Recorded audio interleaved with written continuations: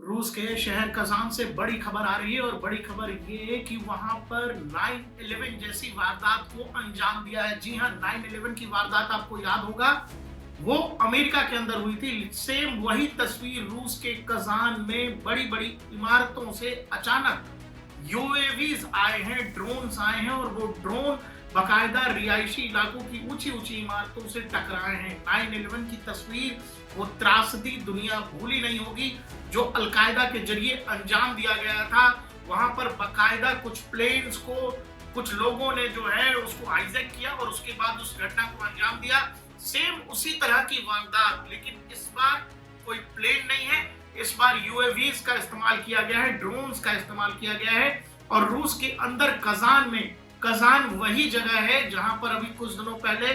BRICS की summit हुई थी। ये बहुत बड़ी खबर और दुनिया के लिए चिंता की खबर। दुनिया के तमाम वो देश जो शांति प्रिय देश हैं और दुनिया के वो तमाम लोग जो इस दुनिया में शांति चाहते हैं, उनके लिए ये चिंता की खबर है। क्योंकि कजान में जिस तरह की तस्वीर आ रही है, मैं आपको बता दूं, ये जो बिल्डिंग्स हैं ये सभी की सभी रेसिडेंशियल बिल्डिंग्स हैं, कोई गवर्नमेंट बिल्डिंग्स नहीं है। और रेसिडेंशियल इलाके में अचानक यूएवीज ड्रोन्स आते हैं और बकायदा इमारतों से टकरा रहे हैं, बताया गया। हालांकि रूसी रक्षा मंत्रालय ये कह रहा है कि उन्होंने उन ड्रोन्स को जो है हवा में ही न्यूट्रलाइज कर दिया, लेकिन जो तस्वीरें हैं वो तस्वीरें कुछ और बयान कर रही हैं। ये यूएवीज इन ड्रोन्स को बकायदा इमारतों से टकरा गया है। मैं आपसे फिर कह रहा हूं, 9/11 पर आपने बहुत सारी डॉक्यूमेंट्रीज, फिल्म और 9/11 के बहुत सारे वीडियोस इंटरनेट पर अब भी उपलब्ध हैं। जो कुछ अमेरिका के अंदर हुआ था, कुछ कुछ वैसा ही वाकया, कुछ कुछ वैसी ही तस्वीर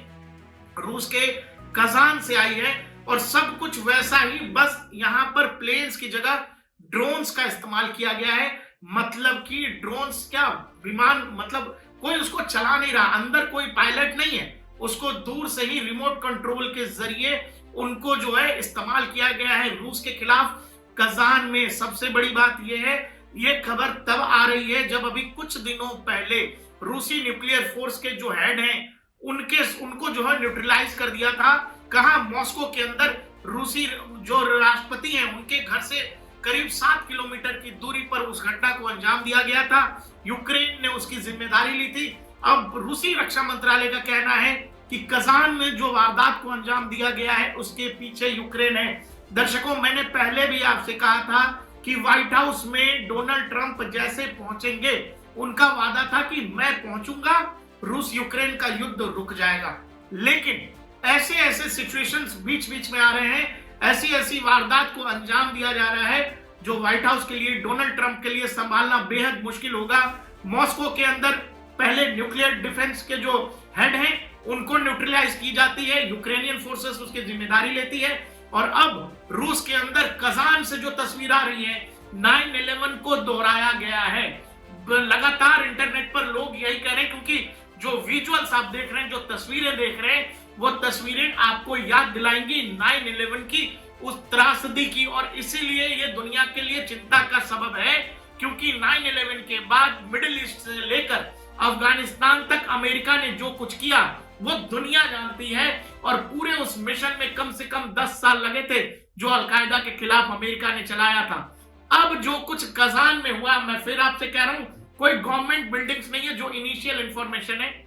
सभी के सभी रेसिडेंशियल बिल्डिंग है, आम लोग रह रहे हैं और उसको यूएवी से, ड्रोन से निशाना बनाया गया है। अब सबसे जरूरी बात यह है कि ऐसे में मैं बार बार जोर देकर कह रहा हूं कि जब अभी कुछ दिन पहले न्यूक्लियर डिफेंस फोर्स के हेड के साथ जो कुछ मॉस्को में हुआ, उसके तुरंत बाद जो ये घटना कजान से चल करके आ रही है, जो तस्वीरें दुनिया देख रही है, वो रूस की सिक्योरिटी पर, रूस के एयर डिफेंस पर बहुत बड़ी चोट है और बहुत बड़ा सवालिया निशान है। ये रूसी डिफेंस इंडस्ट्री के लिए बहुत बड़ा सवालिया निशान है, क्योंकि रूस दुनिया को अपने एयर डिफेंस बेच रहा है, ये कह के कि हमारे पास दुनिया के सबसे बेहतरीन एयर डिफेंस सिस्टम है। अगर रूस अपने आप को नहीं बचा पा रहा है, तो आप ये समझिए कि रूसी डिफेंस इंडस्ट्री को केवल इस घटना से कितनी बड़ी चोट है। और केवल ये नहीं, एक राष्ट्र के तौर पर जब आप देखेंगे जो रूस के कजान के बीचों बीच हो गया, उसके बाद रूसी मिलिट्री के लिए जो चुनौती है,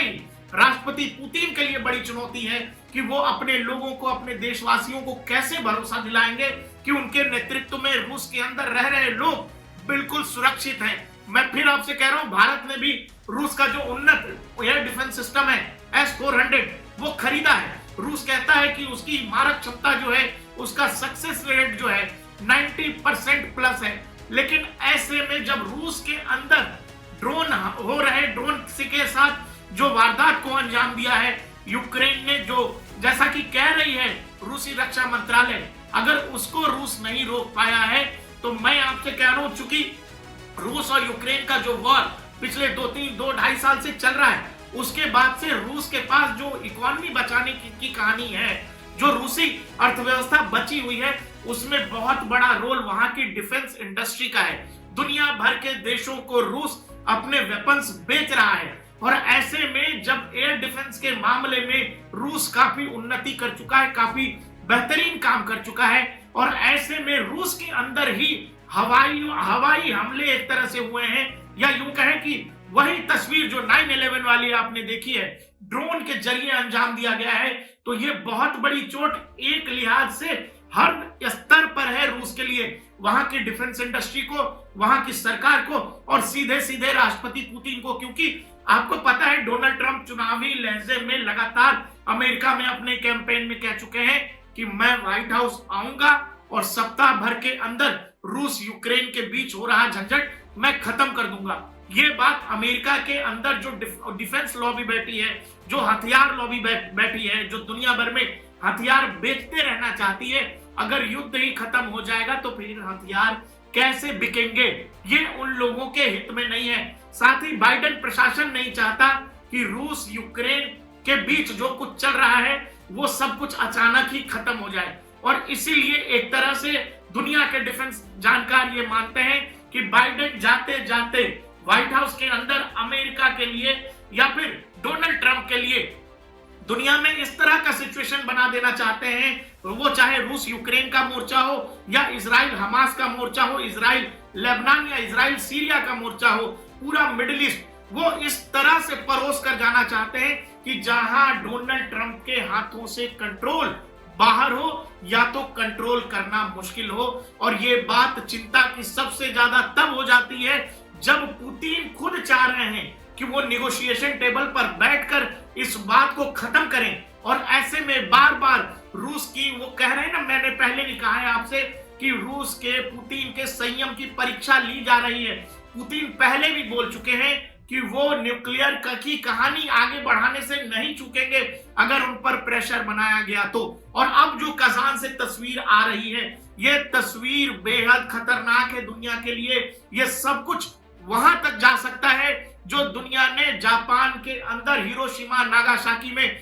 द्वितीय विश्व युद्ध के दौरान देखा है। क्या बार बार पुतिन का संयम दुनिया के कुछ देश टेस्ट कर रहे हैं, और उसमें यूरोपीय देश शामिल हैं, उसमें यूक्रेन शामिल है। कजान में जो कुछ हुआ है, इसको लेकर पुतिन बिल्कुल चुप रहेंगे या कुछ नहीं कहेंगे, ऐसा कहना बेहद मुश्किल है। क्योंकि पुतिन को जानने समझने वाले या पुतिन का काम करने का जो स्टाइल है, उसमें मुझे खुद लग रहा है कि अब पुतिन कुछ बड़ा कदम उठा सकते हैं। रशिया कोई बड़े कदम उठा सकता है यूरोपीय देशों के खिलाफ, नाटो के खिलाफ, यूक्रेन के खिलाफ, क्योंकि कजान की तस्वीरें एक तरह से अग्नि परीक्षा से भी आगे की कहानी है राष्ट्रपति पुतिन के लिए। और यहां अगर पुतिन चुप रह जाते हैं तो बड़ी थूथू होगी दुनिया भर में, दुनिया भर के देशों के लिए कि भाई आप इतने बड़े मिलिट्री माइट हैं, आप दुनिया भर को जो है हथियार सप्लाई कर रहे हैं, और आपने कहा है कि आपके पास most advance air defence system है, उसके रहते अगर आपके यहाँ कजान के अंदर, जहां अभी अभी आपने ब्रिक्स का समिट कराया था, वहां पर अगर ये डायरेक्ट जो तस्वीर है 9/11 जैसी तस्वीर आपके कजान शहर से आ रही है, जहां रिहायशी इलाकों में रेसिडेंशियल बिल्डिंग से जाकर के ड्रोन्स टकरा रहे हैं, लोग में अफरा तफरी है, लोग परेशान हैं। हालांकि रूसी डिफेंस मंत्रालय ये कह रहा है कि उन इमारतों को सुरक्षा के तहत खाली कराया गया है, लेकिन जो तस्वीरें दिख रही हैं वो तस्वीरें ये बता रही हैं कि ये कोई साधारण तस्वीरें नहीं है, इसमें जबरदस्त जान माल की हानि हुई है। अब ये तस्वीरें जो लोग भी देख रहे हैं और जो लोग भी डिफेंस समझते हैं, रक्षा समझते हैं और दुनिया के समीकरण जिस तेजी में बदले हैं हाल फिलहाल में, ये समझते हैं, तो वो जानते हैं कि इस तस्वीर के बाद राष्ट्रपति पुतिन चुप नहीं बैठ सकते, क्योंकि रूस अगर मिडिल ईस्ट में चुप नहीं रह सकता, सीरिया का मसला हो या फिर रूस यूक्रेन जो पिछले 2-2.5 साल से हो रहा है उस पर अगर पुतिन चुप नहीं है, और उसके बाद ये जो तस्वीर आई है कजान से, वो सीधे सीधे पुतिन को चैलेंज है,